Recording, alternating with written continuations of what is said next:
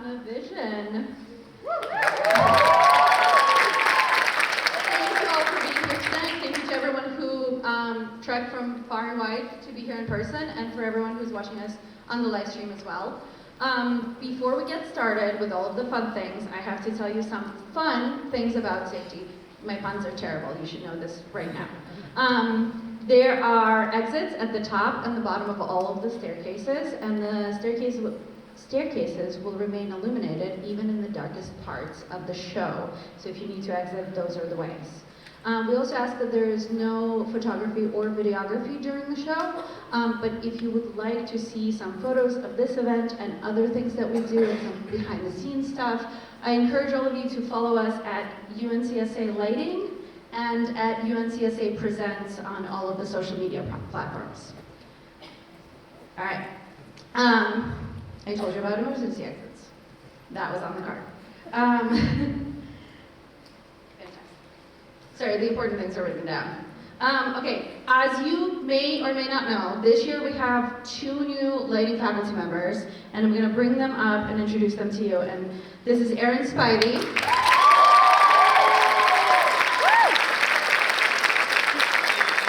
Erin taught Foundations, Lighting Design, and Stage Electrics this year. And that is Brandon Bagwell.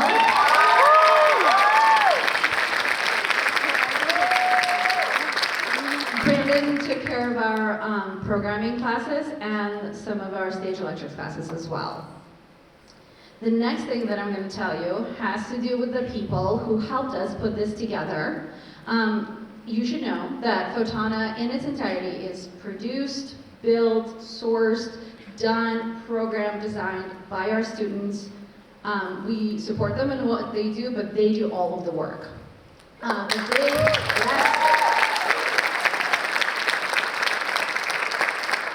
They would not be able to do any of it, or a lot of it, without all of this cool gear that they got. So we're gonna thank all of the companies that helped us by providing this gear. And the first company that I get to shout out is ACT. They provided digital and in-person training on the Granime consoles, which is what we're gonna run this show on. And I get to shout out Ryan Kanarek for setting it up, and Justin Seifel, who is an alum from last year.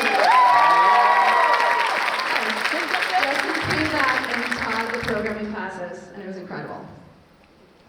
We also have other humans to thank and stuff like that. One of those being a lot of this equipment was provided and came to us from another one of our friendly shops in Nashville, 4Wall. And so we'd like to do a big shout out to Tyler Bevel and 4Wall for some of the gear that you see here today and everything as well. Also, a huge shout out to Michael Dodge and PRG. Michael Dodge is an alumni from the class of 2014. Thanks for the equipment and for helping us with shipping costs.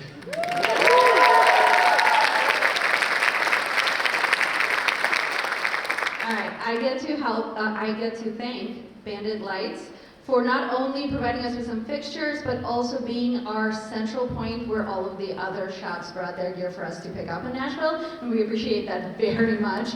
And I specifically want to thank Jake Tickle for helping us organize all of this. Right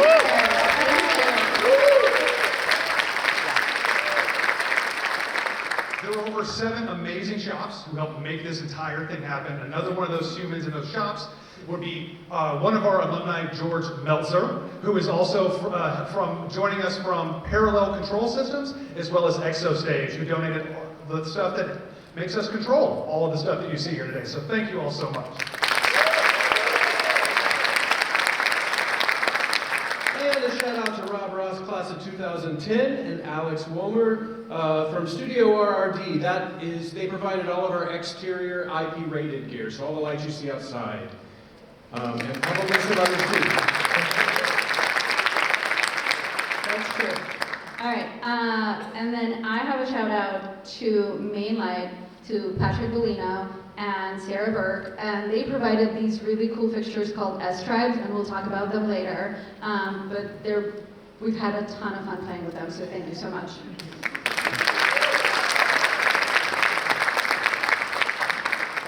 All right, we also want to thank our administration, Michael Kelly, Dean of Design and Production, Brian Cole, our Chancellor here at UNCSA, and Patrick Sims, our Provost.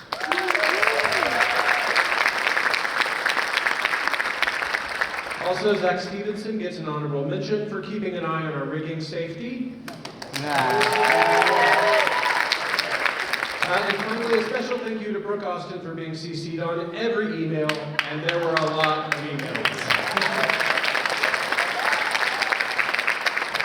And we're so close to getting to all these awesome flashing lights. The last few people that we absolutely need to thank, though, another admin, Jamie Woodyard, our senior assistant, and we would not have had all of this gear here, helped with so many ways in getting all of the insurance and stuff like that. So thank you so much, Jamie. And then finally, where we are tonight here in the Friedman Theater, our students have obviously put all this together, but they couldn't have done that without the help and supervision of everyone in the performance facility space and staff. So we want to send a big shout out to Eric Launer, Brad Munda, Doris Baldwin, Scotty Brown, John Vanderwood, Marley Priest, and Matt West. Thank you all so much.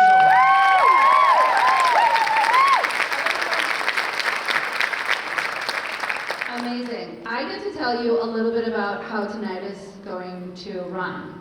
First, we are going to present you with a piece for each team, and then the designer of that team is going to come up and introduce themselves. They're going to introduce their team. We have a couple of questions that we've prepared for them, but then we're going to turn it over to all of you, and we're going to open it up for questions from the audience. We have two lovely mic runners. We have Fitz and Theo at the top of the stairs, and they will come to you with the microphones. We ask that you speak into the microphone so the people on the live stream can hear your questions. At the end of tonight's show, we will ask you all to vote on your favorite piece. So, yes. So I will give you further instructions on how to vote and where to find the voting button, but the piece that becomes the audience favorite will be performed a second time at the very end of our program. All right. Are we ready to get started? Let's do it.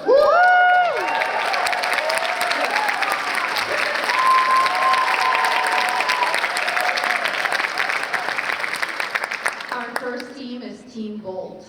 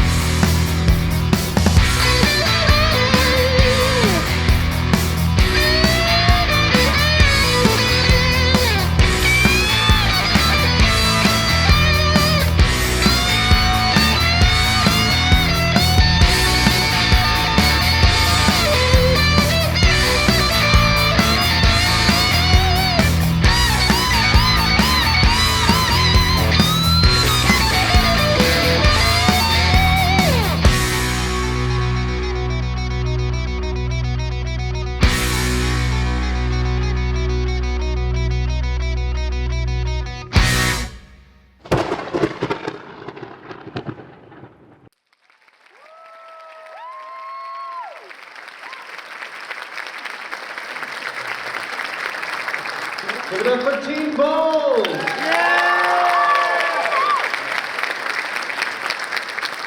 All right, so I want to introduce you to the designer for Team Bold's project, Isabel Egbert.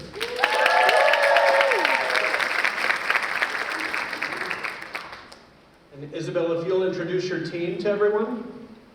Hi.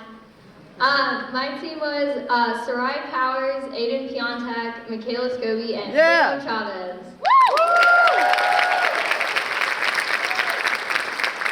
Excellent. So I'm going to ask a couple questions, and then we'll take some questions from the audience. You made great use of the Ayrton Argos in your piece. Can you tell us a little bit more about these fixtures that we got from Exo Stage? Of course I can. The Ayrton Argo is a super cool light. It has individual pixel control, but the really, really cool part is the ring around the pixels is also individually controllable, and like that's what makes it kind of like unique from other fixtures in that category. And it also has like pre-built effects that come in the fixture that you can use to make it look cool and fun. And we got it from Exo Stage. Thank you.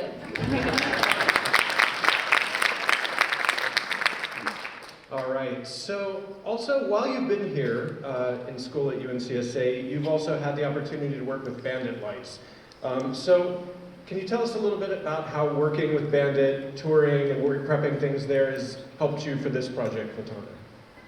Yeah, I think it helped a lot because Photona is kind of the closest thing that we do here to like concert and like the work that I do at Bandit, and so having that experience definitely helped like put a show like this together because it gave me a really like strong foundation for like prep standards and like just how these kinds of shows get put together and like working with all moving light rigs as opposed to like theatrical rigs normally have different stuff in them.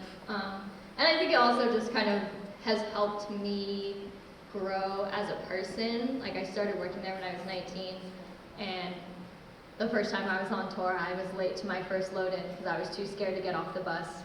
And I definitely feel a lot more confident in myself now as a person and an electrician. So it's good. All right, so time for some questions from the audience. Who has a question? Raise your hand high if you do, and we'll send a mic runner to you. There we go. Oh, right over here, on the aisle. Will you please? Hello. Will you please speak about how you picked your color palette and how that was inspired? Blue is my favorite color.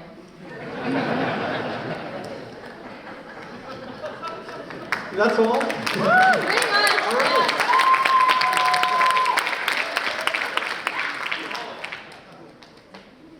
Yeah. More questions?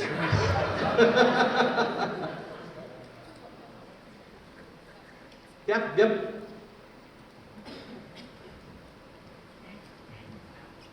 What was your biggest struggle or challenge in the process? I honestly think probably time. I was also the co-production electrician of this show, and also was the production electrician of the musical, which kind of backs up straight to Photona. So between trying to like wrap up that in the correct way and like really feel like that was done, and then also feel like I was doing a complete job as an electrician on this show. Also finding time to like plan out a design kind of didn't happen, honestly. We had a previous time, and I just kind of was in space with my team, and we all listened to the song together, and we're like, oh, that sounds cool, we should do this here. So yeah, I think the biggest struggle was just finding time to feel like I was doing each part of the jobs that I was doing correctly, but I think I did, so I'm happy. All right. In case you didn't know, as Iz was saying, you're working on multiple things at a time. Lighting works on 28 productions throughout the year, which means everybody's always doing more than one thing at a time. And I just think everybody's done such an amazing job doing that and putting this together. Let's see if we have any more questions out here. Nope. I can't see you very well, so. Oh, there's a lot over here on this side.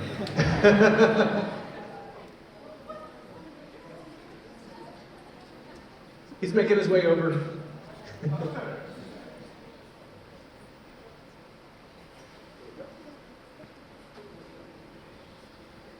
All right. How long did it take you to make it? I mean,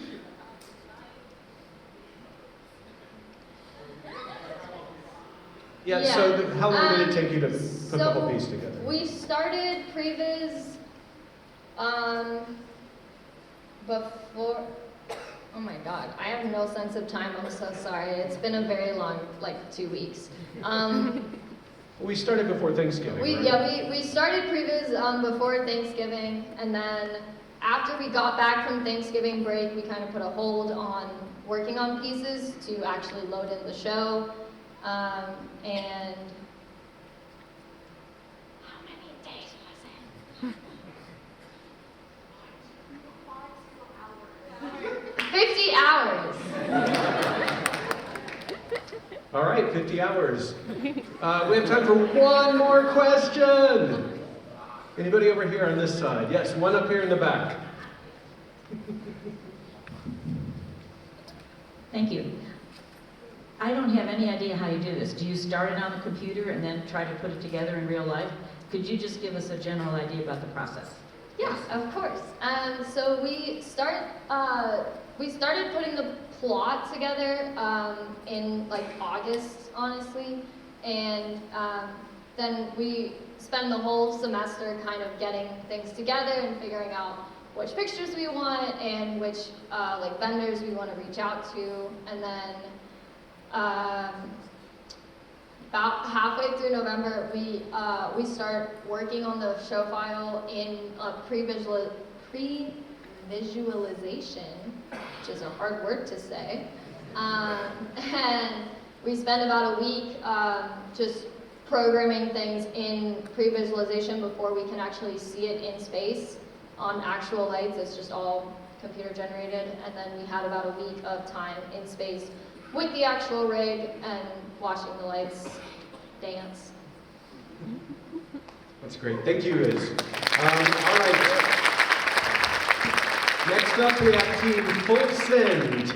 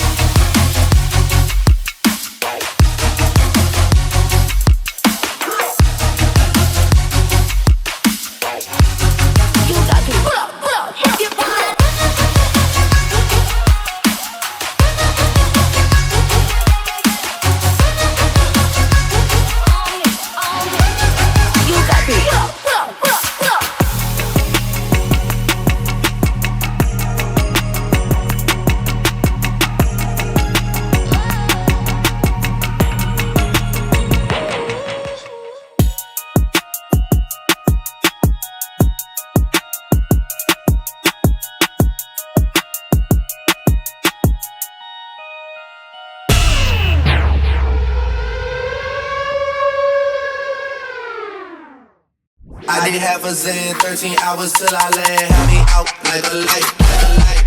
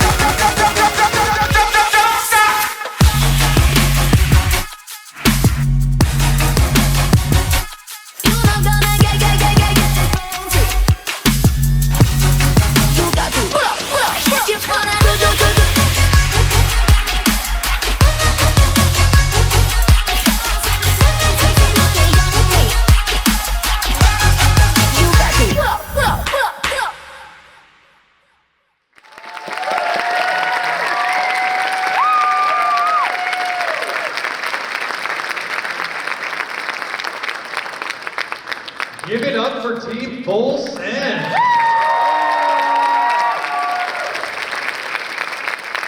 I don't know about you all, but call me a package because I've been sent. We're having fun here, everybody. We're having fun.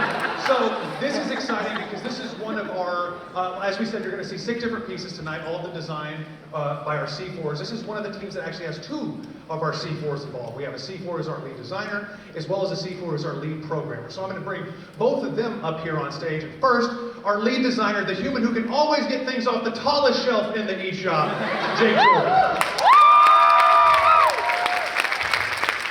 And then, along with Jake, you can't have Jordan without Pippin. There's no one greater, never later, Bill.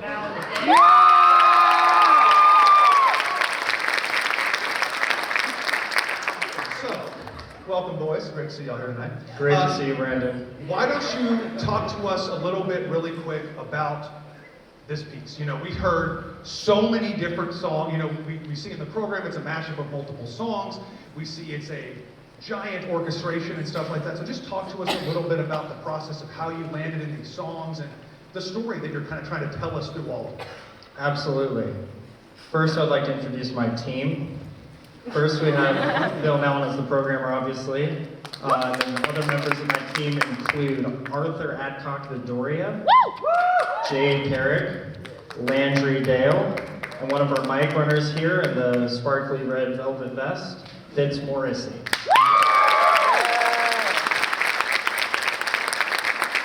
Sorry I got so excited. Now we can get to story time with Jake. Now tell me the story. Hit me with the story. The story of the piece starts with the song, which is a custom mashup of a few songs that I spent a little bit too much time making. After I ironed all of that over about a month and a half, the design ideas flowed very easily for me because I was so familiar with it. Got all the time-coded events in, got the cue list going, and really it's just about how can I involve 3 completely different genres into one cohesive piece. So I picked 3 of my favorite genres, gives the different energy involved, and then put that all into one. And so then, with that, I imagine that's a big undertaking, like you already said. And so, like you already thanked your amazing team. Part of that team is obviously Bill, who's standing right here next to you. So why don't you give you both a moment here to kind of just talk about the collaboration, you both as C4s, doing this thing together. Yeah, I'll let Bill talk about the programming side here too. But we came into previs, I had a clear plan of exactly what I want, and then every day it was just, I'm more of a technical person, as you know, but I slid into the designer's shoes here, and I communicated what I want in an abstract way to Bill, and he did a wonderful job of translating exactly that straight into the console. Thank you, Bill. Yeah, so on my side of things, obviously Jake, as he said, walked in with a custom piece, or at least song, that he mashed up, like mixed together and everything. And so he walked in with over 100 cues-ish, placed very specifically ahead of time. Past that, we he had a lot of specific elements that he wanted to add for very specific, like kicks or snares, anything musical. And we added over 500 additional events within that. Only 500? Only 500. I don't know. It's hard to keep count. But yeah, no, it was really fun. As Jake said, he tried to explain things in an abstract way. I know Jake likes to be more technical at times in his normal production environment, but he certainly... It was great to confuse Bill with abstract. Yeah, no, it was an absolute blast. He certainly made the process very fun. Get me on the edge of my seat. But no, I mean, it was a great time. Yeah. Steal that back from you just because, of course, I've got to ask you a question about the rig and some of the stuff that we saw utilized in the pieces. I think you had a really awesome moment at the beginning where you had these fixtures that are up on top of our towers here, these IVL dice that have this kind of laser effect. Talk about that moment because it was really impactful. How are these fixtures different, utilizing them and stuff like that? Yeah, so the great part about the dice is that they're laser sourced, but they're not too bright that we need to worry about a variance or anything like that. So that's awesome. My favorite part about them is how fast the moving mirrors are. So it's reflecting that beam off of 4 different mirrors or more if you put in a gobo and get all kinds of beams going. But the piece is so fast, you know, in that first moment, it's not, we get the slow, you know, abstract beams, but then in the second chorus, we really get those fast movements. There's no other fixture here that can move that fast in that moment, so I relied on a lot of intensity-based effects, but IVL dice were able to do that fantastically. And I'd like to thank Studio RRD, Rob Ross, for sending those out to us. Yeah, thank you, Rob Ross. And now, if there are any questions from our audience for Jake.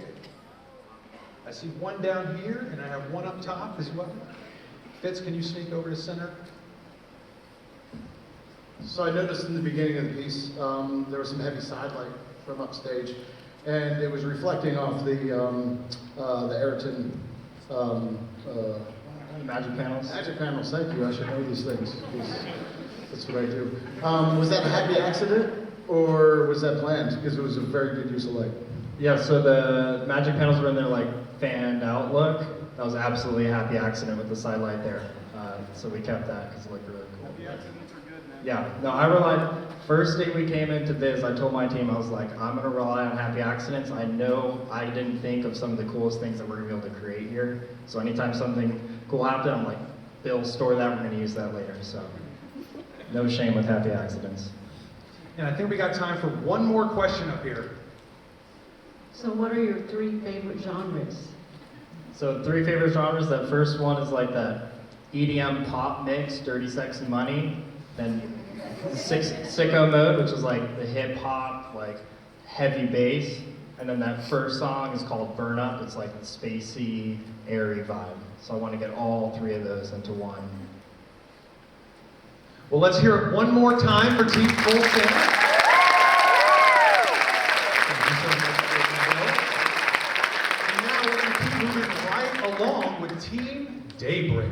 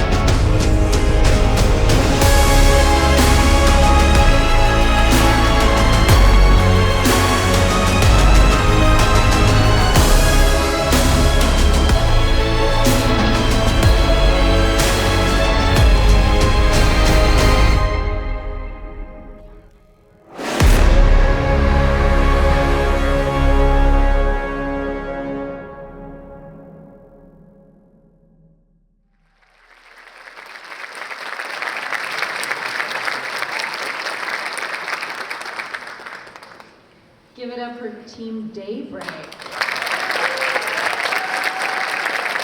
So the designer of this piece is Tanya Melendez. Come on up.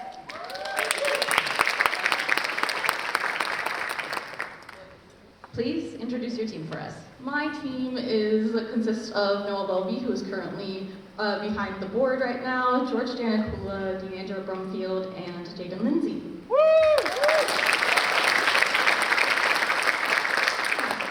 Your piece is so almost architectural at times. There's all of these beams that are creating maybe some sort of a structure for us. There's also possibly a storyline that we're witnessing. Please tell us where your inspiration came from for this, and also is there a story? There very much was a story that I wanted to keep throughout it. If you have seen the lobby boards throughout our inspirations of each piece, I was really inspired by Arcane, the League of Legends show. I see you snapping and I appreciate it very much. And the League of Legends actual game of it. We wanted to create two different sides fighting amongst each other, and which is, you know, the light side and the dark side. And at the end, have the light side win, even though they didn't really seem like they were going to win, and they doubted themselves, and it kind of just became a version of a battle that I've gone through during the 4 years. So. Nice.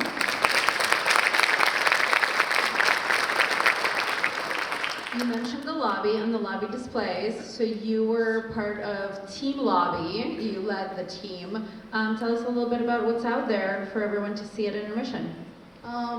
You should go see the boards that I just talked about, because Jaden Lindsay and D'Angelo Brumfield and I spent way too many hours kneeled on the floor doing those arts and crafts. Color and design really came through with that one.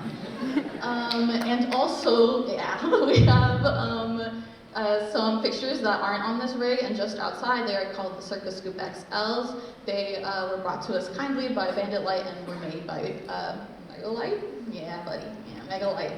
And the cool thing about them is that they have 3 individual areas of light that you can control. And so Cole Muller, who's also part of the lobby team, has made beautiful effects and beautiful looks throughout it that kind of just loop through the time that you are in the lobby. And so I would suggest looking at them. They won't blind you. They are also under the website as eye candy, and we use them to their full capacity with that. Very nice. I'm going to throw it to the audience and see if there are questions out there. There's one all the way on this side. Over here. One, I love the color palette, and I love just the entire show. I also have to ask, is the color palette inspired by Jinx specifically? Correct. All right, that's it. Thank you. Thank you. Fill the rest of us in, the ones that don't know the game as well. Yes, sorry. There's a character in Arcane, and specifically in Season 2, which I based off of that blue that you see on the dark side, her hair color. I based it off a lot on that, and then the purple was also kind of based on her, but it was based on something called Shimmer, that is kind of like a drug in Arcane. So, you know. Pretty colors. Yeah, pretty colors. Pretty colors. Excellent. More questions right here. I'm sorry. Fitz gets his workout today. You're doing great. Hi. Oh gosh. I know based on Arcane and based on League of Legends, but I just wanted to ask, what is the balance between taking inspiration from this thing that exists and then the thing that's in your head? So like, how did you sort between those two things, the inspiration and your own creativity, if you will? I think the color palette really came through the Arcane and specifically the cinematic that came out with this song. This song is an instrumental cover of Warriors by Imagine Dragons, and it's through Two-Way and featuring Ed Hayes, and that's who does the vocals and stuff. And so it ended up being a lot of the colors based off of that cinematic, And then I really had an idea about the battle, and so I know I wanted to create pictures that depicted that, and my team was great in the aspect of, hey, I have this, how do we create it? We did football plays, not gonna lie. Me and Jaden kind of just sat down and figured out what was gonna happen and what was gonna fight each other to create that sort of balance. And so I think it was a very fine line between finding my creative freedom in the piece and kind of keeping it in the sort of aspect of the world. But hopefully I did a good job at it. All right, all the way down here.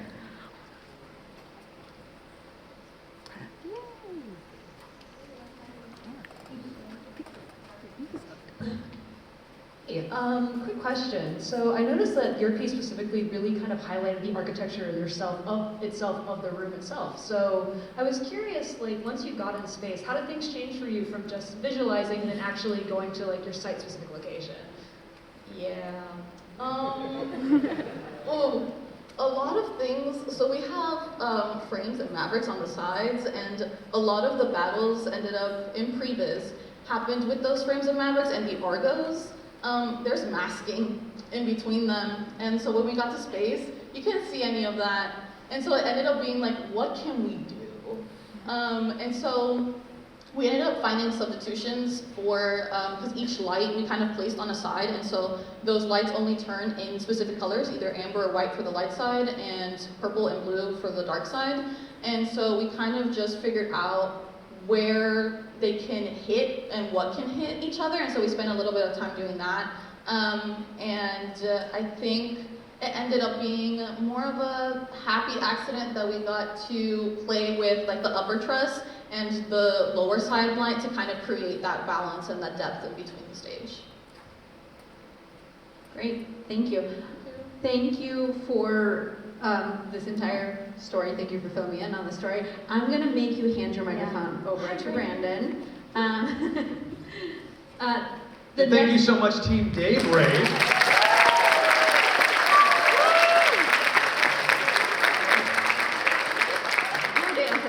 The next thing that we get to talk about a little bit is all of the amazing scholarships that have helped all of these humans and the rest of our lighting department to thrive. So we're going to shout out some scholarships, and then we're going to tell you a couple of things about the opportunities to donate. And the very first scholarship that I'm here to talk about tonight is the Carrie Wood Endowed Scholarship. What's exciting? Yes, yeah, clap up for Carrie Wood Endowed Scholarship. One amazing thing about this scholarship is it actually became endowed through the donations that were received through events like Photona and stuff like that. So this is an amazing night to help support. And the Carrie Wood Scholarship specifically goes to a female identifying human within the lighting department. And this year, that human is Emma Burge.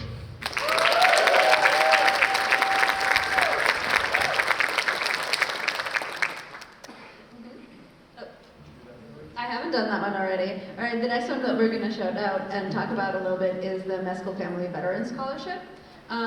That is another scholarship that you can donate directly into that fund. Excellent. In addition, a friend of the department and alumni, Kevin Meek, has given an annual scholarship to both scenic and lighting students for the past 4 years. This year's lighting recipient is Julian Cordova.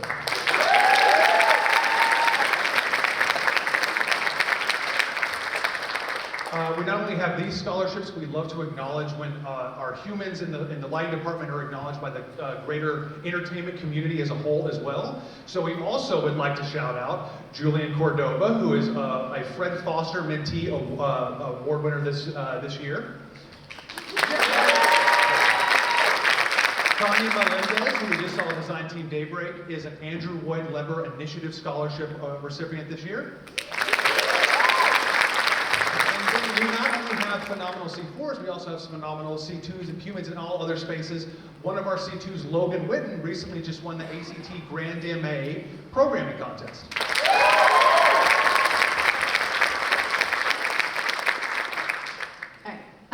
The next scholarship I get to tell you about is the David North Memorial Scholarship.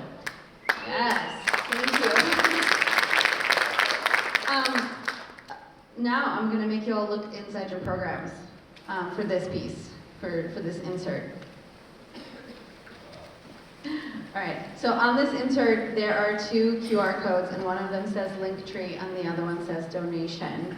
I'm gonna prompt all of you, while you go to the lobby and check out some displays, to scan the QR code for donations. And we appreciate all gifts that you can give us, but if you want to make sure that your donation goes specifically to a lighting student, in the drop-down menu, select Other, and then you can type in either the Carrie Wood Scholarship or the David North Memorial Scholarship, and then the funds will be